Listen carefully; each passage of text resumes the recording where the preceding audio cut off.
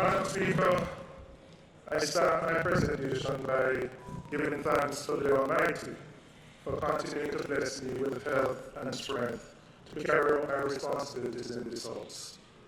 I am forever grateful to the constituents of South East St. Andrew who have sent me here for the third time to continue to represent their interests. And I will do so with integrity, dignity, and accountability.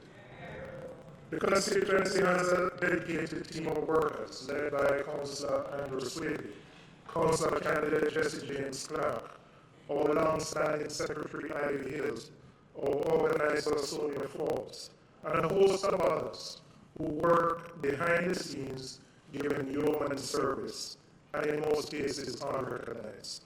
I wish to thank them. I also want to thank my close protection officer and driver for their work and commitment.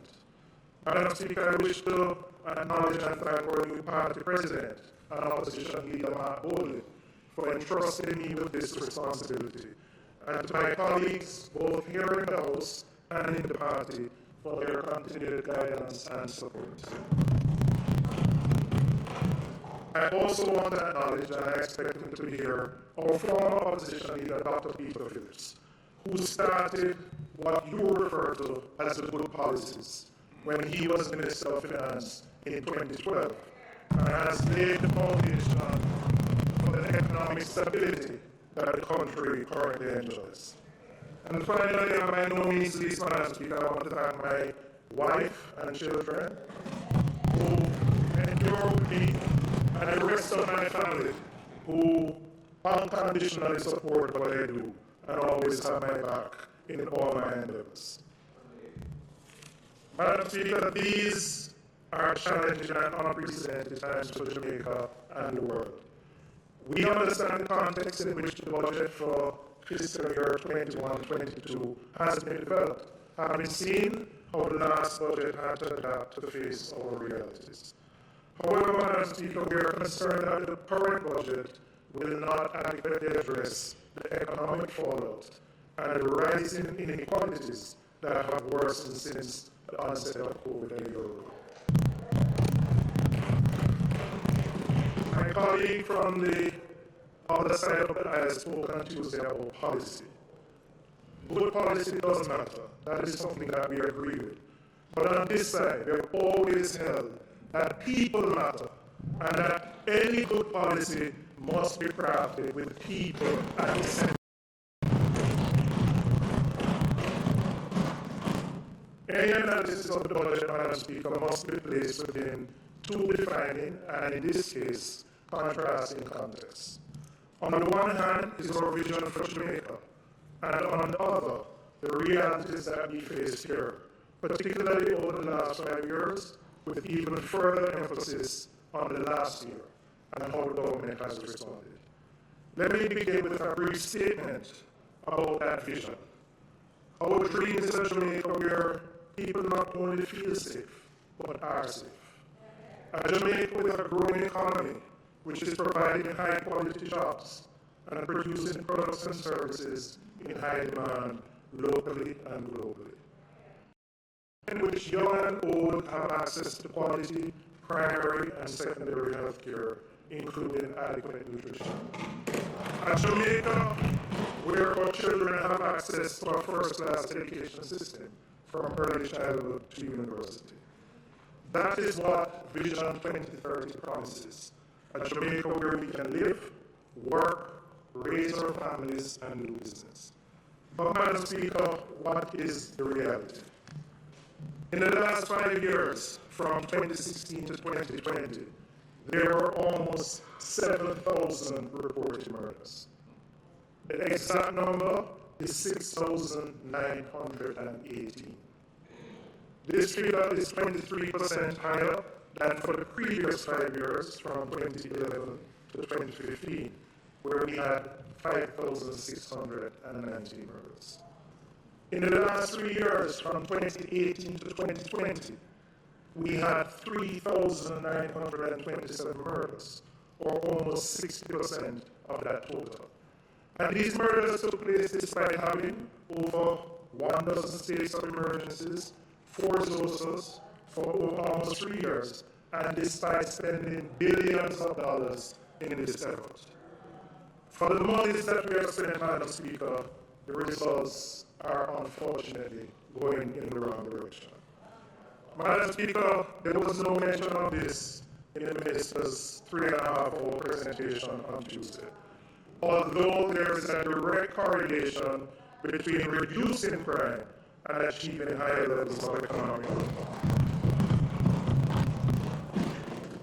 The number of murders since the beginning of this year, 2021, have outstripped 2020 to date.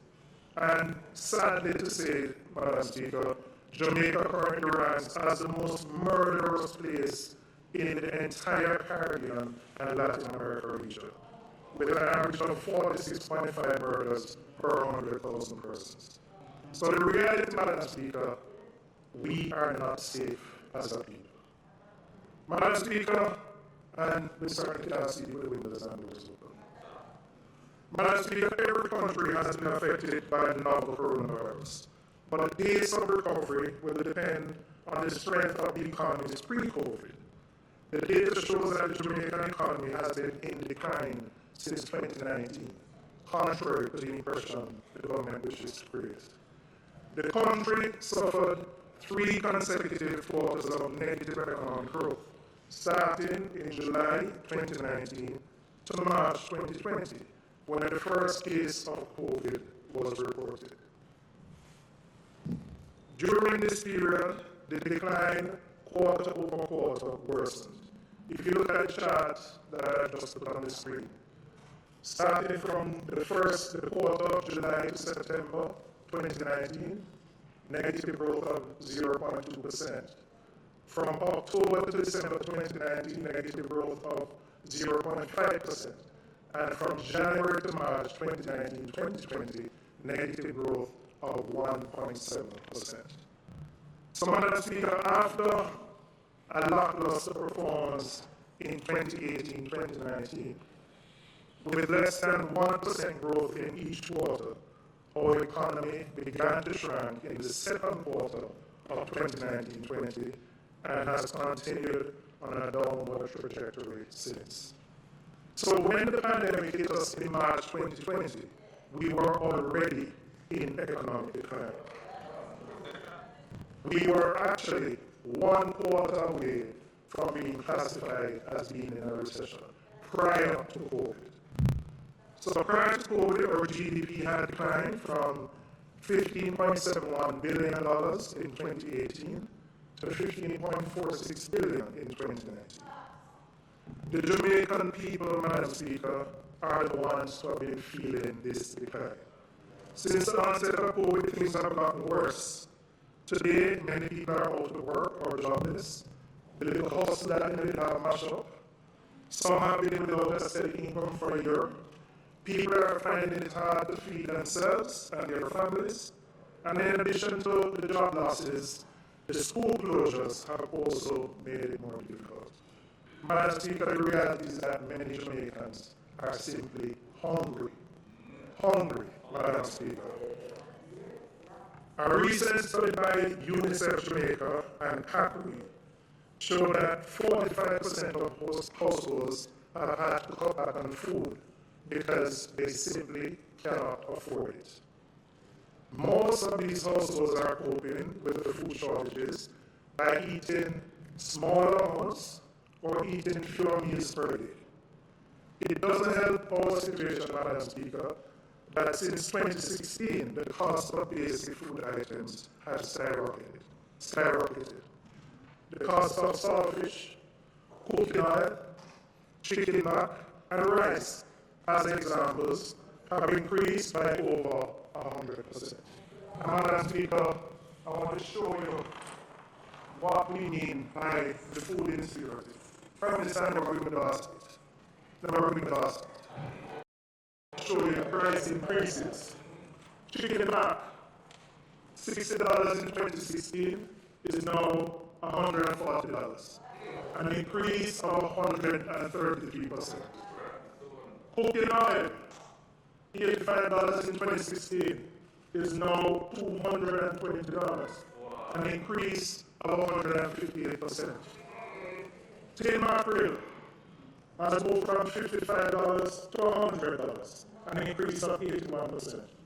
Rice has gone up from $41 per pound to $62 per pound, an increase of 100%.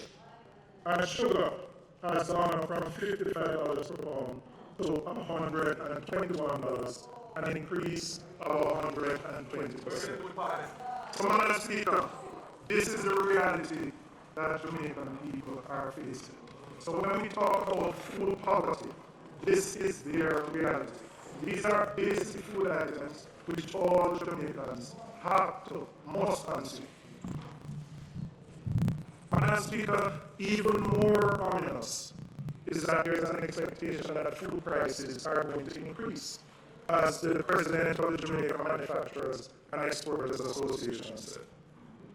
Another study, Madam Speaker, this one from the United States Department of Agriculture, from their Economic Research Service, entitled International Food Security Assessment 2020 to 2030, COVID updates and impacts on food insecurity.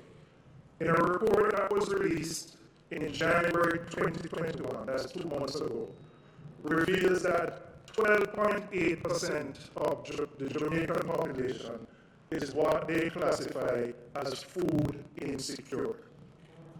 This is double their own projections of what existed prior to COVID. So, Madam Speaker, food insecurity means that we have 400,000 Jamaicans who cannot afford to eat what is defined as the minimum amount of food on a daily basis. It is not my data. This is data done by the United States Department of Agriculture. What the data shows, if you look at Jamaica, is that Jamaica had the single largest increase in food insecurity in the entire region, meaning we had a 100% increase pre-COVID to post-COVID. No other country in the region, not even Haiti, had that increase. So, Madam Speaker, the data is supporting what all of us in this House know, because we have to deal with it with our constituents. And the reality is that there are a large number of Jamaicans who simply cannot afford to buy the minimum amount of food to survive on a daily basis.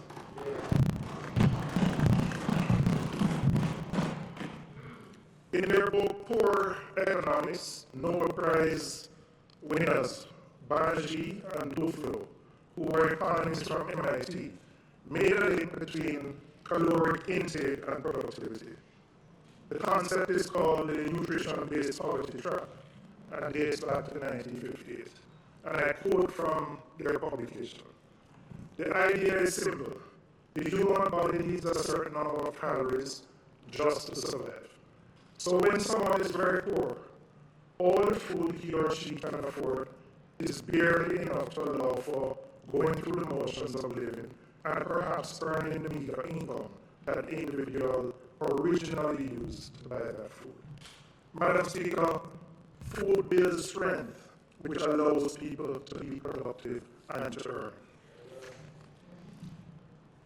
Madam Speaker, I want to share a story with you about Patsy. Patsy is a vendor outside a primary school gate in my constituency. She has been operating there for the last 10 years. She has used this income to support herself and her family. Since March last year, when schools closed, Patsy has had no income whatsoever. Like many Jamaicans, Patsy unfortunately doesn't have any savings. She doesn't have any health insurance. She doesn't have a pension. And she was not a beneficiary of the COVID care grant last year. She is actually diabetic and is suffering from diminishing eyesight. Patsy survives because she has a friend who provides food for her. But the reality Patsy is not waiting on a handout. She has lived her life being an industrious member of this society. But she has very little option because since schools have closed, she has had no income. Madam Speaker, we must help the Patsy and the many others who are hurting and are in. While the whole government has allocated funds to support the most vulnerable in this budget, what is being proposed is woefully inadequate. People matter, Madam Speaker, and good policy must have people's interests at the heart of it. Madam Speaker, the pandemic has also placed a strain on our health services, and the risk to an already overburdened and underfunded system cannot be greater. I want to use this opportunity on behalf of the opposition to thank our doctors, our nurses, and all the healthcare professionals on the front line who continue to go beyond the call of duty to serve the public. And when we speak about healthcare professionals, we immediately think of the doctors and nurses. But I also want to recognize the unsung heroes. They are the auditors, the janitors, the lab techs, the pharmacists, all of these professionals who make up this ecosystem, and the many other selfless Jamaicans who serve at great sacrifice to themselves, to their personal health and their well-being to serve us. Last week, Madam Speaker, 3 nurses passed away from COVID, and to their grieving families and all the other families who have lost loved ones, we want to offer condolences in their time of grief and mourning. For many Jamaicans, the daily reports of COVID cases, coupled with the stories of our brothers and sisters being turned away or passing away in hospital that are under-resourced, are heartbreaking and increase anxiety. Our healthcare workers are giving their all, but they need support. Our hospitals need more resources. This situation was not caused by COVID. However, Madam Speaker, since COVID, the reality is that health poverty and health insecurity in Jamaica have worsened.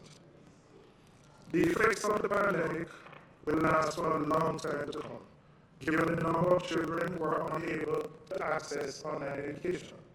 And particularly in rural areas, the percentages of students who can't access are extremely high, sometimes up to 8%. This issue must become a priority. If not, poverty will become even more chronic. The reality, Madam Speaker, is that inequality and poverty widen the education gap. We know this very well in Jamaica.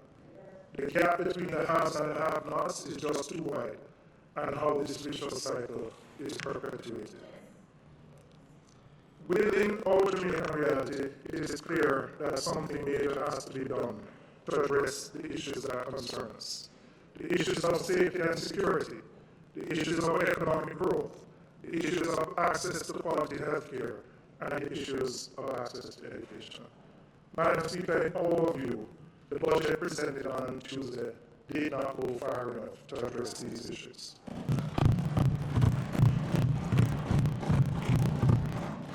Madam Speaker, I now want to turn to the budget. The budget has been passed based on a projection of oil prices at $45.6 US per barrel. Currently, as of today, oil prices are trading at $68 per barrel and are projected to increase even further. While the recent oil price volatility has been triggered by specific events in the U.S., like the Texas freeze, the market expects oil prices to rise as the global economy recovers from COVID. Economic recovery will trigger a greater demand for oil as travel and other commercial activities increase. In 2015, in the last PNP administration, a special tariff was introduced for the implementation of a hedge against high oil prices. While that tariff remains in place and is being collected, there is no hedge. Madam Speaker, the implementation of a hedge would have made sense last year when oil prices were at record low levels. And in fact, the opposition leader at the time made a recommendation and a call for this. At this stage, Madam Speaker, it would make sense. In our language, the hearts aren't really it at this point in time. We have had 14 consecutive weeks of gas price increases, and every time there's a gas price increase, the cost of living goes up for both private citizens and businesses, but also for the government.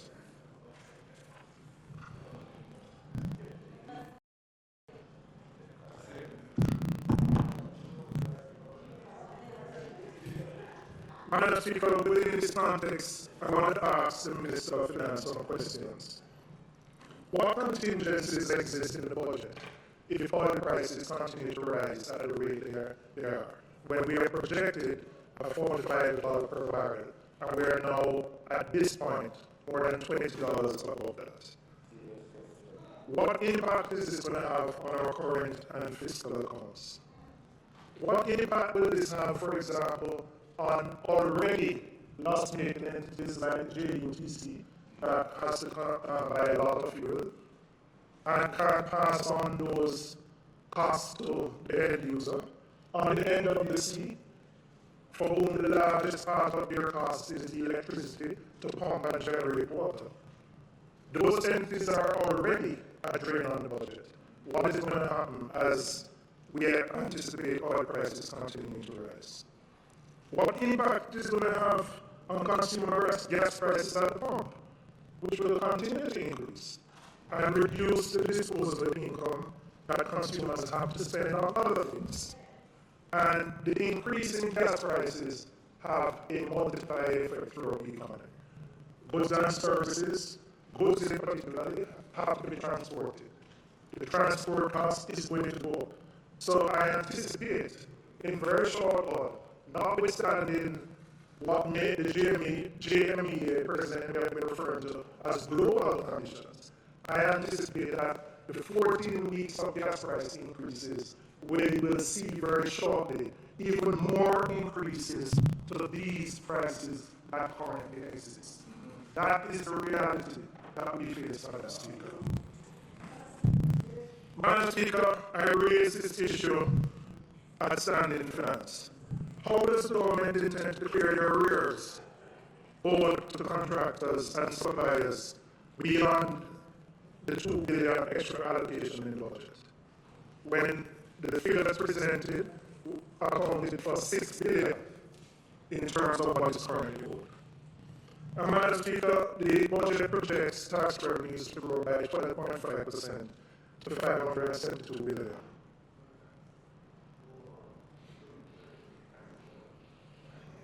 Okay, so it's total.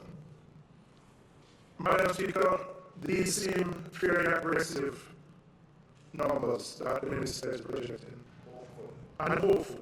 And the reality is that we hope we can achieve these numbers. But within a context where you have increasing prices, where consumers don't have a choice about these items, they don't have a choice necessarily about whether they purchase gas or not, are the assumptions that drive these projections solid at this stage? We also intend to achieve herd immunity by March next year, a year from now. Now, are we on track in terms of the rollout of the vaccine to ensure that the economy can grow at the rate to provide the revenues that you are projecting? Madam Speaker, we have concerns about these targets, and we have concerns that we may have to come back and have supplementary budgets to the government. Madam Speaker, I want to turn now to the impact that COVID has had on women. I gave a story about Patsy, the school vendor who sells at a primary school in my constituency. But the reality is Patsy is not alone. There are thousands of Patsys in Jamaica. And the economic and social fallout from COVID has disproportionately affected women. The unemployment rate for women in October 2020 was 30%, and the figures are there in the chart in front of you. 30% for women versus 8.6% for men. And even more alarming, the increase in the unemployment rate from 2019 to 2020, for women, it moved by 51%. So it moved from 8.6% in 2019 to 13% in 2020. For the men, it moved from 6% to 8.6%. So not only do we have a higher rate of unemployment among women, we also had a greater increase in the unemployment rate over the year for women. There is also, Madam Speaker, a larger percentage of women who operate outside the formal labor force than men. And therefore, they have been more affected by the economic fallout.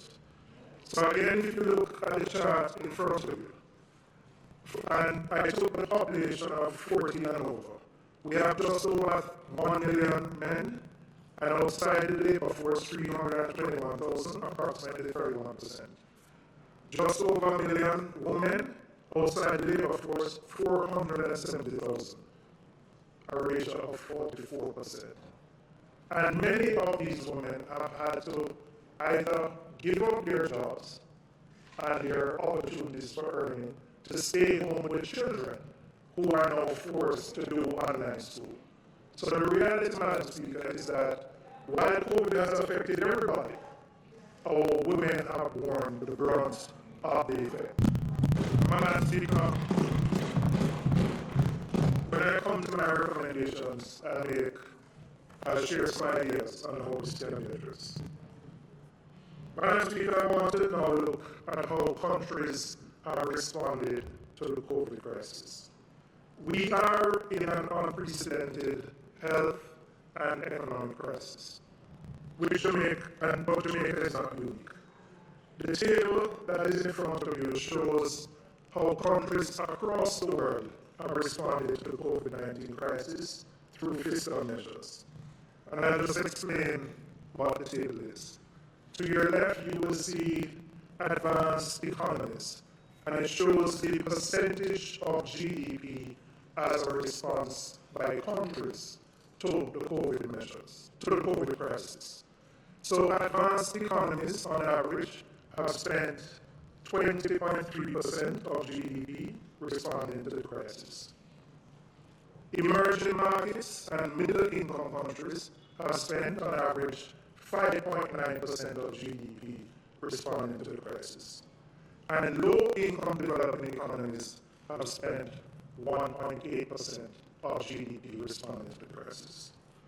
Madam Speaker, Jamaica is categorized as a middle-income country based on our GDP per capita of $5,320.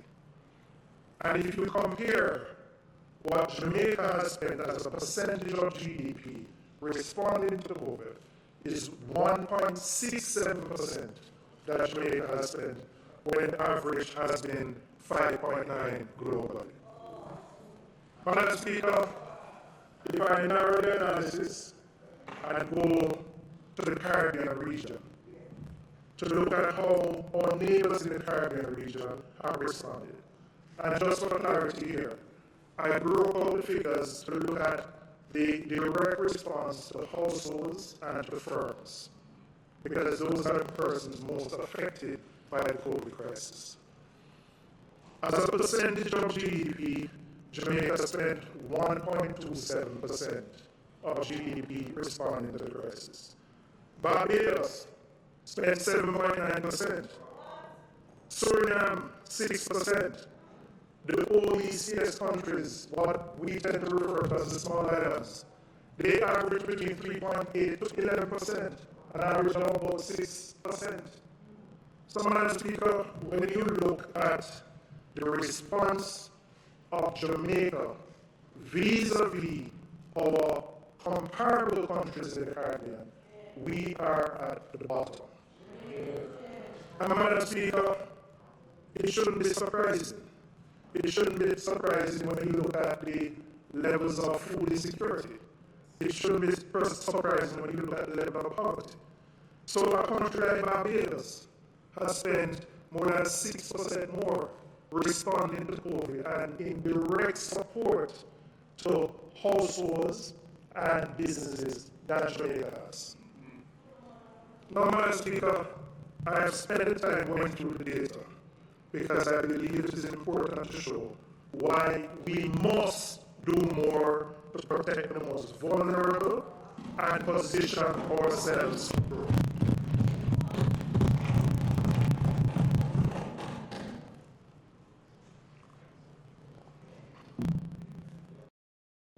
And we must do more because people matter and good policy must have people at the heart of it.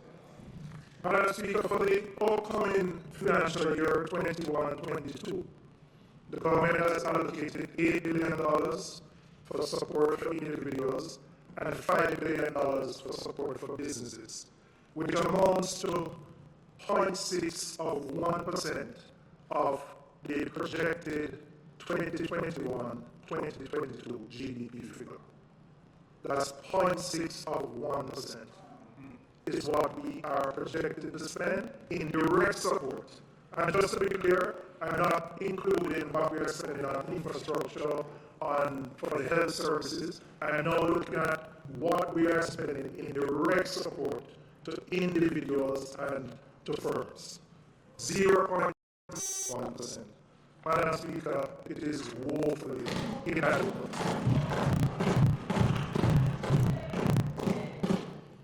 Madam Speaker, I want to turn to addressing and looking at the digital divide in education.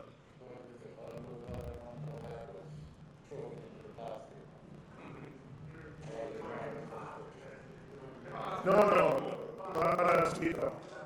I am looking at the direct response to COVID. There are expenditures which the government undertakes normally. There are infrastructure expenditures, there are normal path expenditures. Those things are what governments do every year.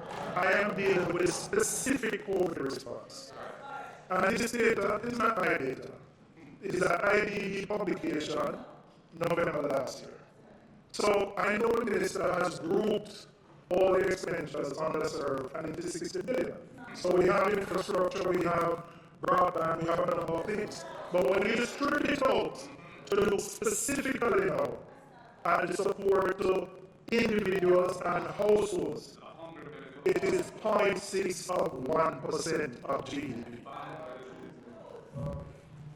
Madam Speaker, I want to look at the digital divide in education because the way out of poverty for the majority of Jamaicans is through education.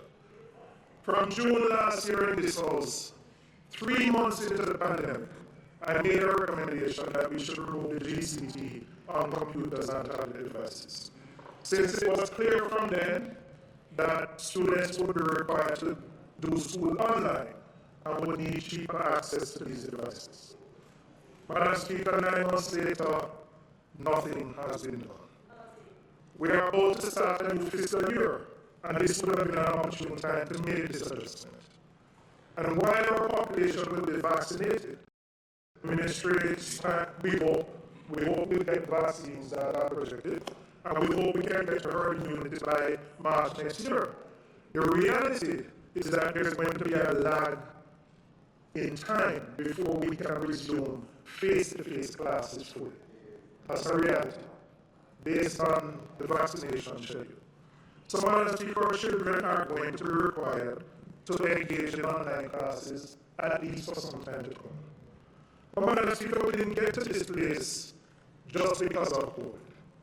The digital divide has been made worse by this government because over the period of the last term, for the 4.5 years from March 2016 to September 2020, we did not deliver one new device to a student in our public school system. Not one. So yes, COVID has made it worse. But if we had at least had started what Member Paul started in 2014 and got those devices out, when COVID had hit us, we would have started from zero.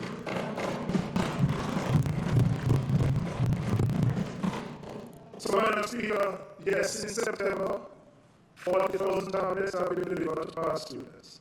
The ministry has started distributing the 36,000 vouchers.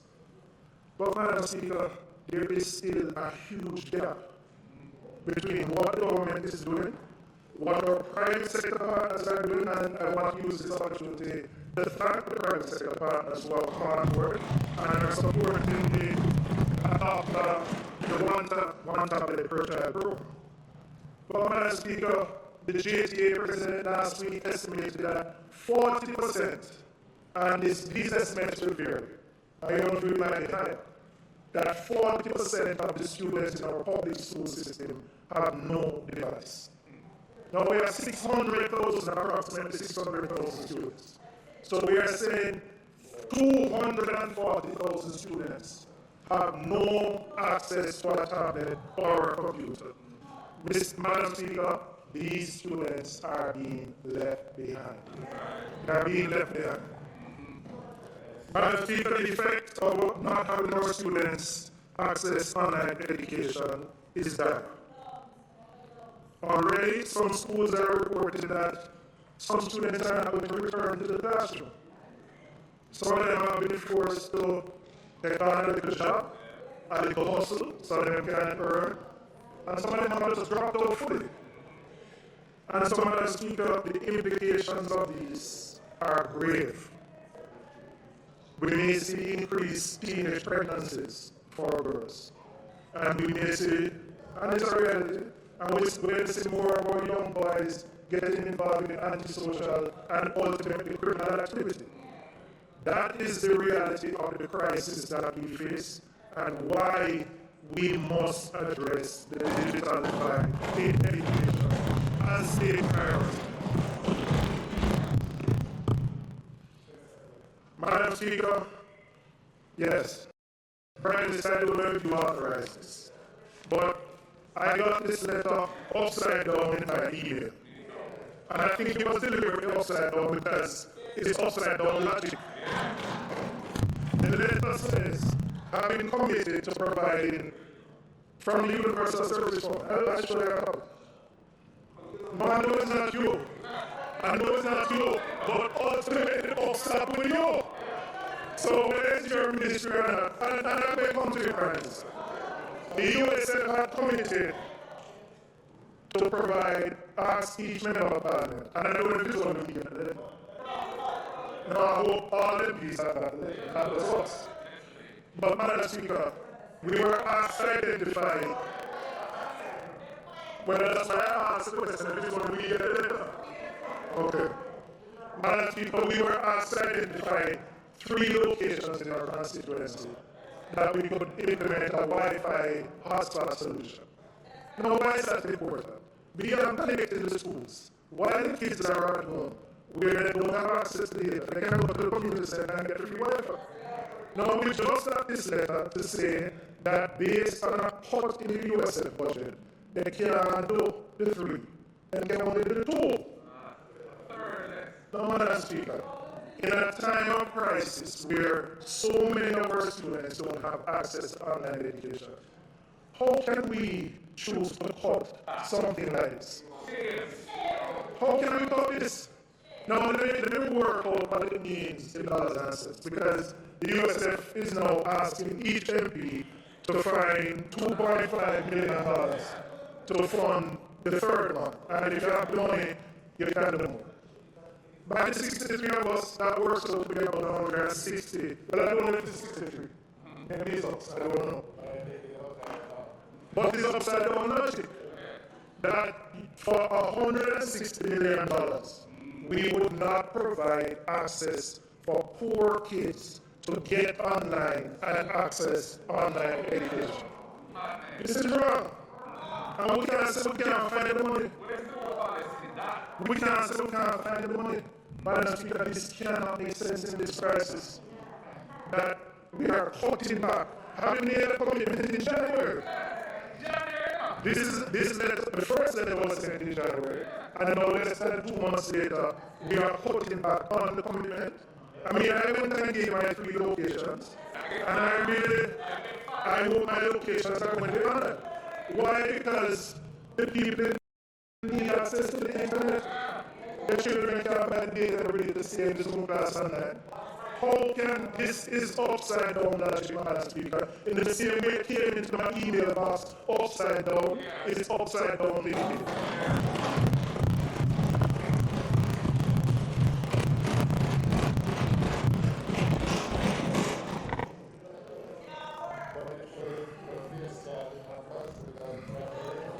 January, came in January, and the letter came, the original in January, March 4.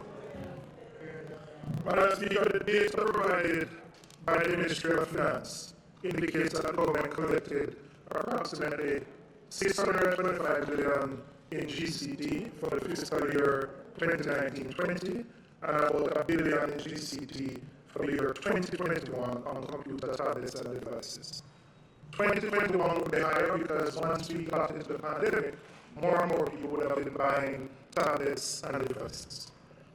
So the loss in revenue, if the government was to remove the GCT, would be somewhere between, we could call it 800 million, if you go to the maximum of $1 billion. If you take that figure, Madam Speaker, as a percentage of the government's budget by the third supplemental, which was tabled earlier this year, of 576 billion, it would represent 0.17 of 1% of government's total revenues. Not 17%, 0.17 of 1% that we would be given. So, Madam Speaker, the question we have to ask is not whether we can afford to give up this revenue, because we can. The question is whether we can afford to continue.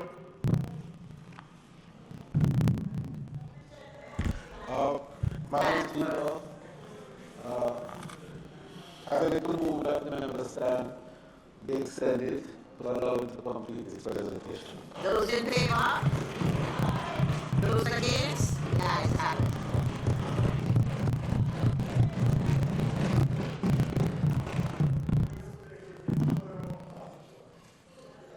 Madam Speaker, the question is not whether we can give up this revenue, because we can. The question is whether we can afford to continue to have so many of our students miss out on education because they cannot afford to purchase a computer or a tablet. This trade-off, in my view, is a no-brainer. The way out of poverty for the majority of us as Jamaicans is through education. By investing in education, we're going to get dividends down the road. Madam Speaker, we can do better, and we must do better. And in addition, Madam Speaker, to reducing the digital divide, the use of computers and more technology increases productivity and positions ourselves positively to a participant in this new digital economy. Madam Speaker, I want to tell you about Yvonne. Yvonne is a household helper. She shares her cell phone with her 2 grandchildren. She, like most Jamaicans, buys credit on a regular basis to top up. So the reality, Madam Speaker, is that there are days when her children can be online, and then there are days when they can't, because they can't be on Zoom all the time. Sadly for Yvonne, she lost some of her days' work because one of her employers was laid off and cut back on the number of days. So Yvonne is using the one cell phone, which she has to buy credit for, to ensure her 2 grandchildren have access to online education. Fortunately for her, one of the employers purchased a tablet for one of the grandchildren. And there are generous Jamaicans, and I want to thank them, who have stepped up and provided that for persons who are in need. But Madam Speaker, Yvonne's grandchildren need a solution. Yvonne's grandchildren need a tablet without the GCT so that they can afford it. And notwithstanding what is being done by the government, we are still going to be left with a huge gap in terms of the number of students who have access to these devices. Madam Speaker, Yvonne's situation is a result of policy. It's policy. Policy to maintain the GCT on these devices. I am not the only one who has called for it. Almost every private sector entity has also joined the call. The JTA, every other entity. And I can't understand Madam Speaker. I made this call. I made it in July right here in the House. Initially, I said for a specific period because we had just got into the pandemic. If we had done it from then, we would have had far more of these devices in the hands of our kids right now. So, Madam Speaker, I want to encourage the government in examining your policy on the GCT on these devices. That people matter, and that good policy must have people at the center of it.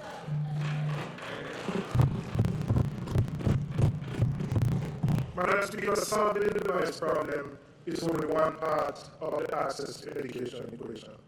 We also need to address the internet access problem. And again, I will acknowledge that the government has done some work since the pandemic in connecting more of our schools to the internet, but there's a lot more that needs to be done, and a lot more that needs to be done quickly. Madam Speaker, we are now in March with one school term left for this academic year before the school term closes for summer. There are students who have missed an entire year of school because they do not, either they don't have the device or they don't have internet access. And the colleagues in Europe who are in rural areas will tell you it is worse in rural areas than it is in urban areas. Madam Speaker, we must set as an objective to ensure that all our schools are connected to broadband by the beginning of the next school term in September. It has to be an objective, it has to be a focus. I know work is being done, and I acknowledge that. But more resources, more attention is needed on this issue to ensure that when we get to the next school term, if we are still not in a position to have face-to-face, that the children can access education online. Madam Speaker, I now want to turn to an issue of housing and how we can build more houses for those who are at the base of our pyramid. The housing sector, Madam Speaker, has seen significant growth in the last number of years, and it's one of the few that has remained resilient during this pandemic. The challenge, however, with the housing market is that while the market has been able to provide solutions at the mid-level going up, there is a significant deficit in solutions at the lower income levels. There is therefore a market imbalance where lower income solutions are concerned. And the government has a responsibility, Madam Speaker, to correct and deal with this market imbalance. Beyond the socioeconomic benefits of home ownership, there is also the fundamental issue of equity.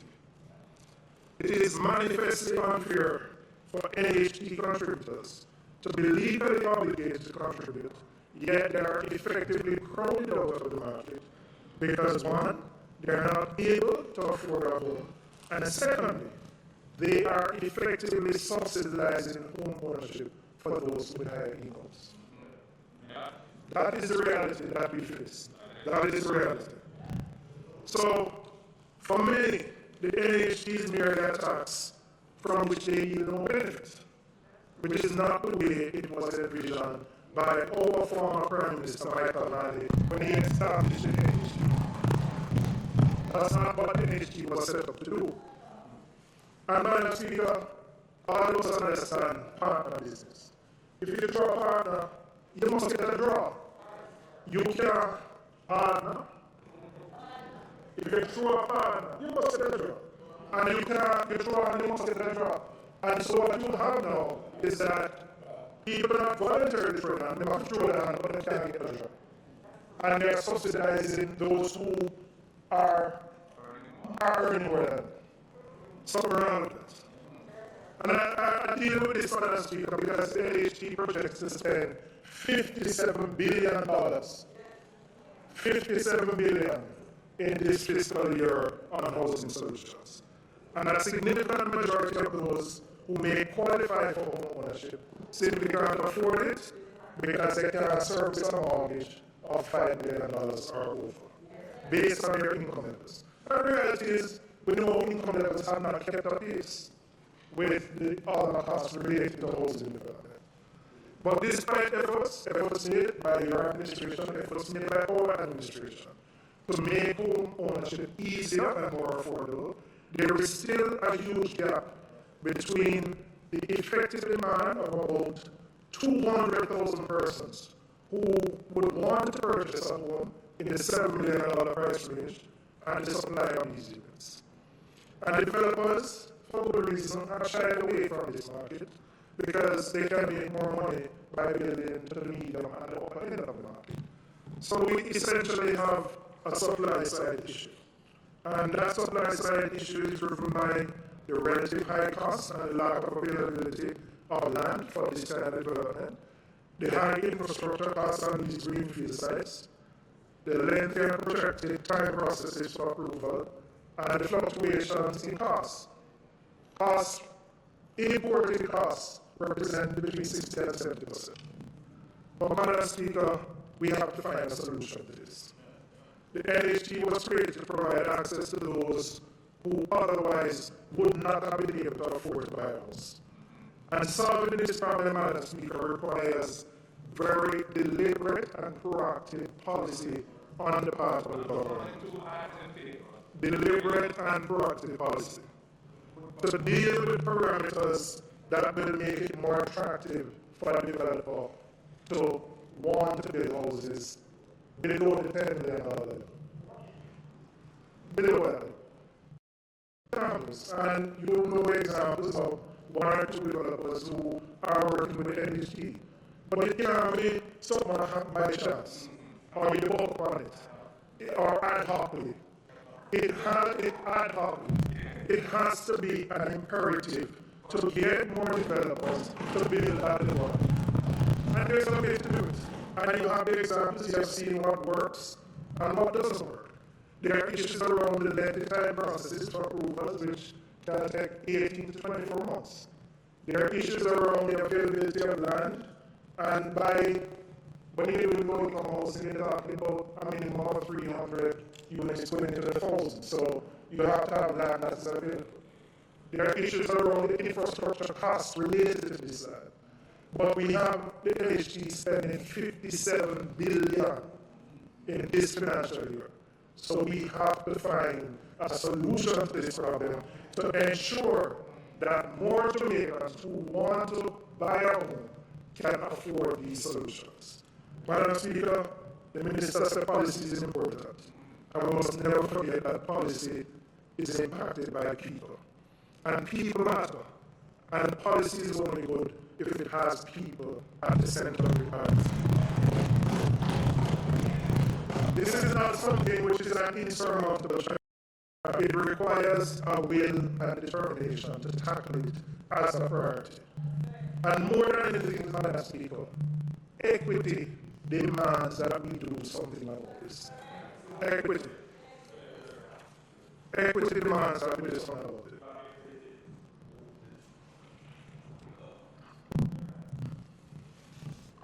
Madam Speaker, I want to turn to look at what I consider the economic first responders in Jamaica. Up to March last year, Jamaica had a large number of small businesses operating across the island. The small, micro, and medium-sized enterprises are the major employers of the unskilled and the foremost growth drivers in our country. Much like other developed countries, they are also borne the brunt of this pandemic. These enterprises are what we call economic first responders. And a government that protects these businesses is also protecting the jobs of the poor and the working class. We define these businesses as economic first responders because these are the businesses that most vulnerable in our society go to first when they get the money on a Friday evening. It might be the shopkeeper, it might be the vendor, it might be, for the ladies, the person who will be here and the nails. It may be the pantry man. These micro businesses that run from 1 to 5 persons are the backbone of our economy. The Small Business Association of Jamaica estimates that 30% of these businesses have closed since the beginning of the pandemic. And it's not hard-dated, it's an estimate. My own view, it may be more in some areas, it may be less, but that is still a significant amount. Our economic first responders, Madam Speaker, need what I would call an urgent capital vaccination to keep them going. If Jamaica was to lose the majority of these micro businesses, our economy would contract even further, and it would take a much longer time to recover. Madam Speaker, we must find a way to extend a lifeline to these economic responders, and the government has to do more to deal with these entities. Madam Speaker, I want to look at how Jamaica needs to prepare itself for a post-COVID world. COVID-19 has been transformational in that many of the jobs that have been lost during the pandemic will not return. There's been a shift from the reliance on physical locations, physical transactions, to becoming more digitally agile. This scenario represents two sets of challenges for our country. Internally, there will be more services delivered online, which will force those persons who are technology challenged to come up into the digital age. Secondly, for Jamaica, to maintain its competitiveness globally, we must have a well-educated, technologically savvy population. There's a lot of data, Madam Speaker, which shows that increasing your broadband penetration by 10% can lead to a 1.2% increase in GDP per capita. So, Madam Speaker, when we are calling for an increase in investment to roll out broadband, it's not just about reducing the digital divide, it is a strategy to facilitate economic growth. So when we got this upside down letter, Madam Speaker, it means we are going in the wrong direction. We are already cutting back on expanding Wi-Fi access for the poor, and that will further curtail economic growth. Madam Speaker, I am again aware of what the government is doing in terms of broadband access, but more has to be done, and more has to be done more quickly. We have a secret, I don't want to call it a secret asset, but not many people know about underground NWA fiber optic cables. And I know what is being done. I know. And when we were there, we knew. But it requires more, far more, to connect the schools and to go beyond the schools to connect to the communities, to ensure that a young Jamaican who is at home can go to a community center in his community and log on to online school. So yes, I know what is being done, Prime Minister, but we need more money in the broadband rollout, not just for the schools, but you're cutting back early. You're cutting back early. Cutting back early. So, Madam Speaker, we call it for the government to do more for broadband, not just for the digital divide, but as an economic growth strategy. Madam Speaker, I want to share a story with you. A young lady came to me and she had a concern. She had gotten a job in the US and wanted to find out whether she needed to get a visa and her social security number. And then I started talking to her. And I realized that she had gotten a job, staying here, working online with a US company. And she went through all the processes, and she was actually formally employed. And I said to myself, how many other young Jamaicans who may be looking for an opportunity here in Jamaica, but because of the contraction in the economy, can't find a job here. But if they have access to the technology, if they have access to high-speed broadband, they can position themselves to get jobs anywhere in the world. As we know, when we look at the BPO sector, the expansion, and it may create some other issues with taxes, but many of them are working at home. And they are employing more and more people who are working at home. And so it's a growth opportunity, notwithstanding whatever the tax challenges may be. But, Madam Speaker, the investment in broadband is an economic growth strategy. So we cannot be cutting back if we want to grow the economy. But, Madam Speaker, as absolutely necessary as it is, the provision of devices and internet access represent only one part of the mix. Government's response, which has to be proactive, must be multi-pronged and holistic. And I am therefore calling for the implementation of a digital literacy program at the national level. A digital literacy program. And as in the digital economy, data has become the new source of wealth.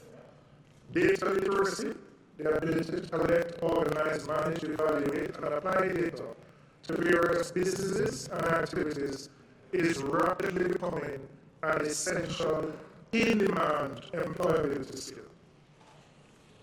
Digital literacy and data skills are no longer optional. They are no longer something that is the preserve of the privilege. They are essential and critical to social inclusion. Given the government's own plans to pilot the digital currency and to amend the DOJ Act to facilitate financial inclusion, this is even of more importance and an imperative right now. Our first responders, the economic first responders that I mentioned before, Madam Speaker, they are important players in the rollout of this effort to ensure that we have a digital economy. Madam Speaker, I want to turn now to look at the area of agriculture. It's an area that we have spoken about for many years. And whether we like it or not, feeding ourselves has to be a priority as countries struggle to protect their own products. If there was ever time to boost local production, to support our small farmers, and to ramp up market share in the region and beyond, the time is now. Foreign direct investments are under pressure as fewer investors are willing to extend their obligations in times of uncertainty, and in countries where there are major crime and corruption concerns. But I think I want to tell you a story about Anthony. Anthony, not that Anthony, the Governor General, but Anthony, a young small farmer, not that one. No, not that one.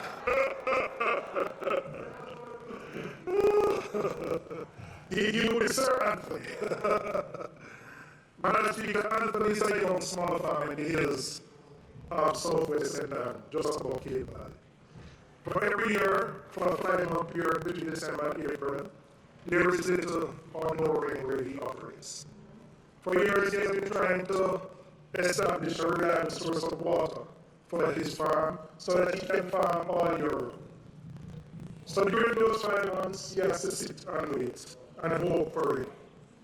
Anthony, Madam Speaker, is one of thousands of small farmers who, because they don't have access to irrigation, cannot produce their crops all year round, and as such, are operating in a suboptimal way. Madam Speaker, we're calling for the implementation of our program which will get irrigation, particularly to our small farmers, particularly to the small ones. We only are last year the irrigation system, but we're talking about small man on a 1 acre, 2 acre plot doing some cash crop to support himself and his family. That we need to prioritize, Madam Speaker, so that whether it is using rainwater harvesting solutions, whether it is going back to looking at mini dams as an example, we have to put the Anthonys in a position that they can produce all year round. People, Madam Speaker, must be at the center of any good policy. Madam Speaker, the budget for the fiscal year 21-22 seeks to achieve a real GDP growth of 5.2%. At this point, this growth has to be engineered in the domestic market. And we will have growth because our GDP has fallen so much. But Madam Speaker, we will grow more if we are able to increase our spend. On this side, Madam Speaker, we are proposing that the government increases its expenditure by the equivalent of 1% of GDP.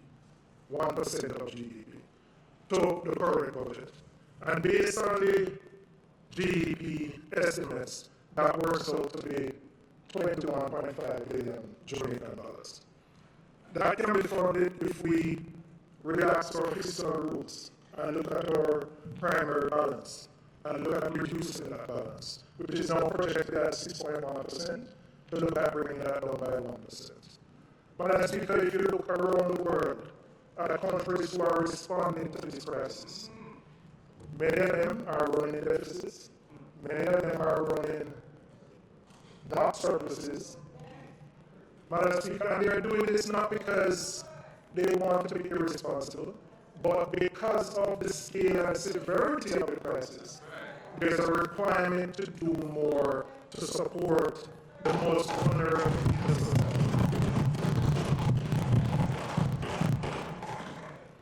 When we look at what we are spending as a percentage of GDP and what we have spent in response to the crisis, it is clear that we haven't done anywhere near enough in comparison to the countries in the Caribbean, which explains the state of our poverty, of our inequality, and food insecurity. So, Madam Speaker, we have to do more. And in order to grow, the government has to spend more.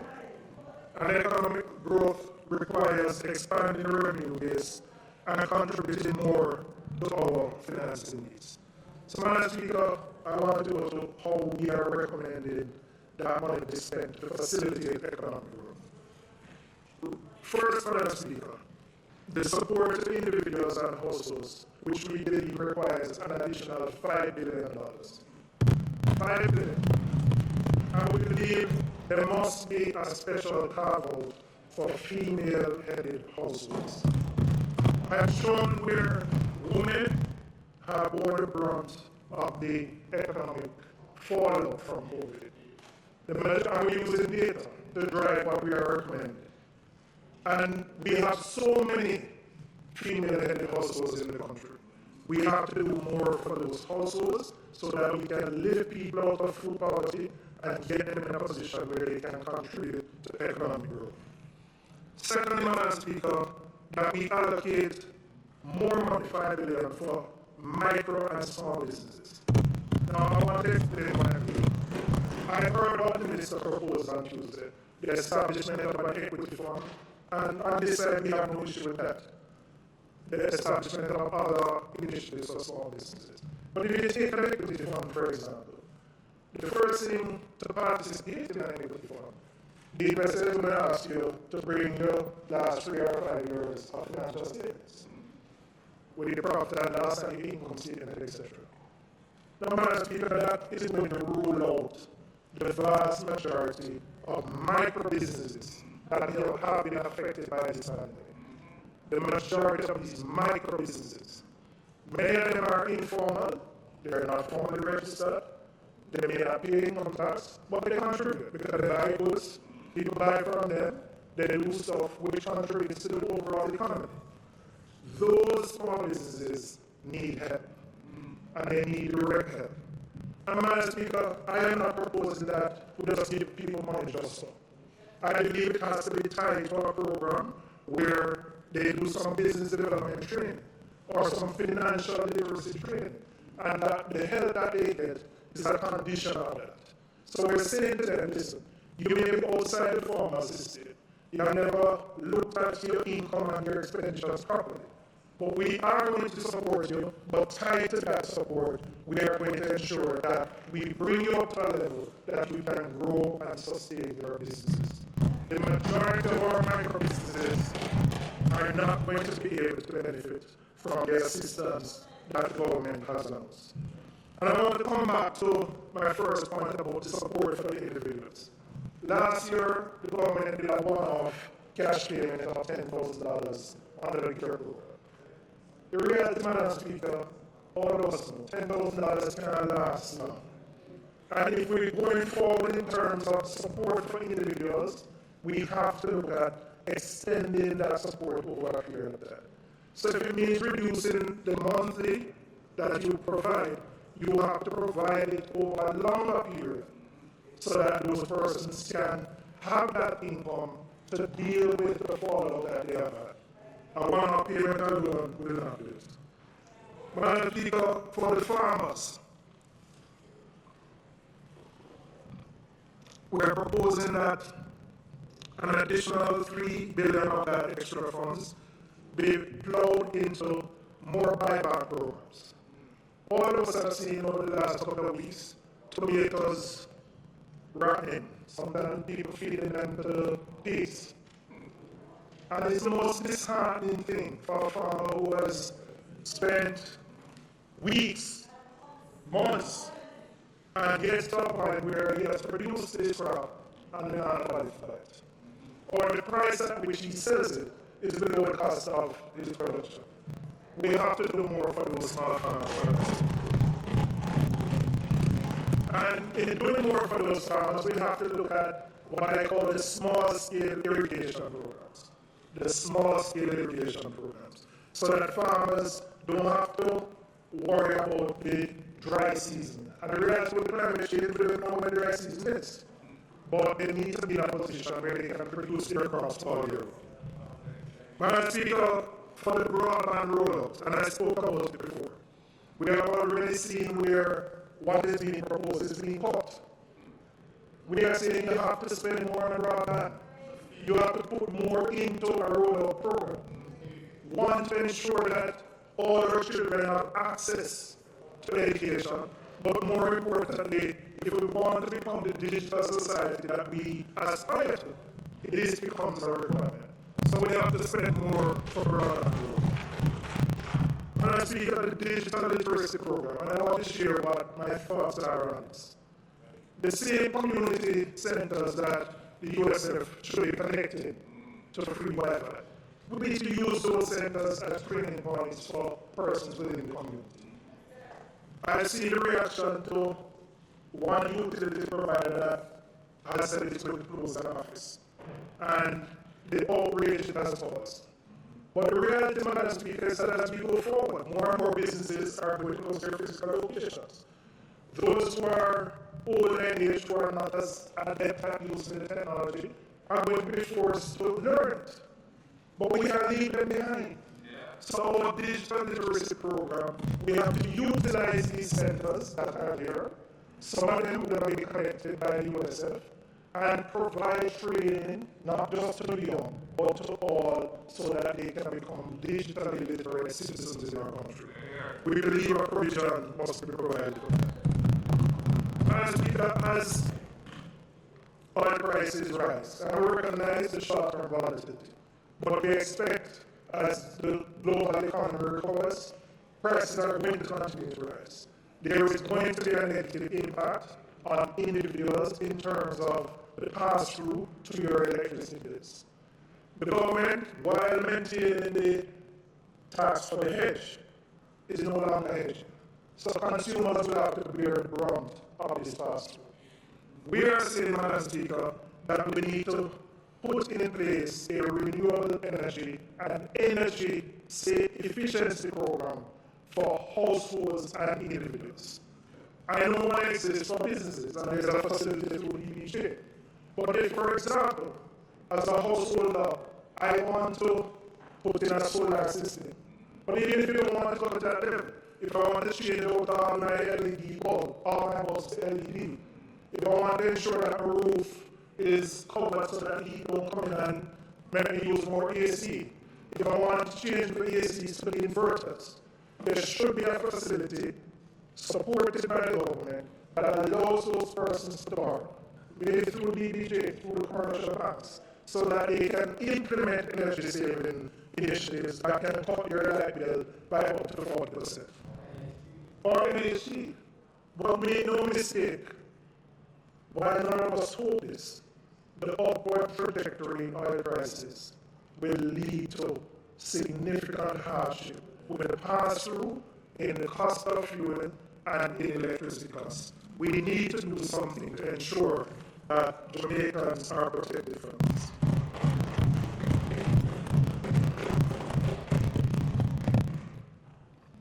Madam Speaker, our healthcare system has borne the brunt of the COVID-19 pandemic. And we have seen over the last couple of months, certainly since the beginning of the year, where we have lost healthcare workers who are abroad, frankly because they are in demand globally. And there's nothing we can pay those nurses in comparison to what they could get if they go abroad. But Madam Speaker, we have a lot of healthcare workers who have remained.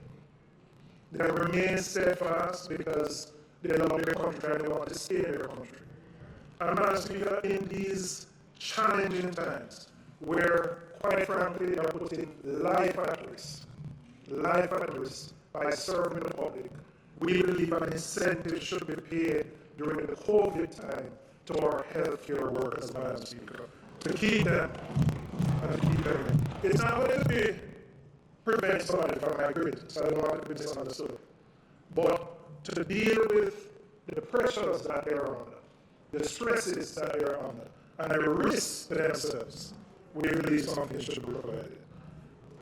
And not as my colleague, Dr. Diaz said, there was a commitment to provide $2,000 per day to some of these healthcare professionals. In some cases, we heard companies that they were not even receiving that.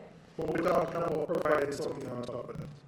And finally, Madam Speaker, we have to, as we have seen the daily rates of the COVID infections rise, as we have seen our own death rates, today 13 persons, well yesterday, or reported today, 12 have died. And again, we offer condolences to the families of those. But the reality is that there are too many stories now of Jamaicans who can't get a hospital bed simply because we are running out of bed space. Yes, we have the field hospital, the one in Trelawney. We have the other one that was St. Joseph's in my constituency, and the one in Spanish Town. But we have already exhausted most of those in terms of the number of cases. We have to do more, Madam Speaker, to ensure that if persons get sick, there is a hospital bed for them. Madam Speaker, we recognize that overcoming this crisis is not the sole responsibility of the government. We recognize it's neither the responsibility of the private sector alone. And while vaccines promise some hope, there is no magic bullet that will wish away the deadly effects of the coronavirus. The road to recovery, Madam Speaker, requires the collective will and effort of all Jamaicans. And on this side, we have offered our support, we have offered recommendations, we have offered our expertise. And we still will continue to do so because we recognize that what has taken place has been unprecedented on all levels. But for the sake of our Jamaican, Madam Speaker, we need to act now. We have an opportunity. The data shows that our response to COVID in relation to what has taken place in other countries was significantly lower, which has contributed to the poverty, the food insecurity, and the lack of growth. We have to do more. We have to support those individuals like Patsy, who is the vendor at the school in my constituency. And the reason I don't name it, I don't want to identify the person because some people are sensitive. Yvonne, who shares our phone with our grandchildren. Andrew, the small farm. We have to do more for those people. And Tony too. And Tony. That is Andrew. But Madam Speaker, we have to do more for those individuals who are trying, who are sitting on waiting on a handle, who want to contribute positively to their society. We have to do more for them. We need to support those businesses to keep their doors open so that we can save jobs. We have to increase the broadband rollout so that we can connect our communities and ensure that we can compete in the digital age. And we have to ensure that we build houses that the majority of Jamaicans can afford. Madam Speaker, we can do this for the sake of our people. People matter, and people must be at the center of all the policies we implement. Thank you, Madam Speaker. God bless Jamaica, and God bless you all.